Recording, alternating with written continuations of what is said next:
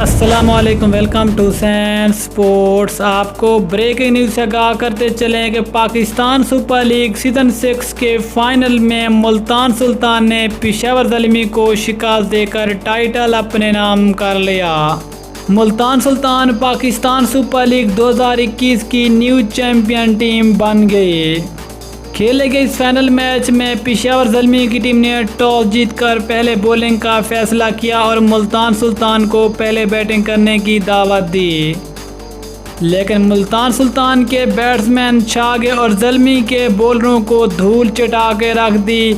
मुल्तान सुल्तान ने पहले बैटिंग करते मुकर्रा 20 ओवर में 206 रन बनाए।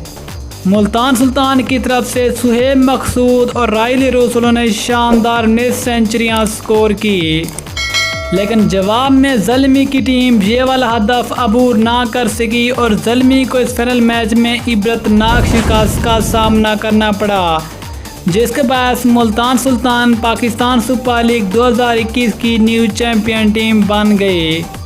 लेकिन इस फाइनल जीतने के बाद पेशावर ज़ल्मी के खिलाड़ी बहुत ज़्यादा इमोशनल हो गए, जिसमें ख़ास तौर पर Wahab Riaz, coach Darren Sami और इसके अलावा तमाम तर खिलाड़ी बहुत ज़्यादा इमोशनल नज़र आए, क्योंकि हार कोई भी हो बर्दाश्त नहीं होती।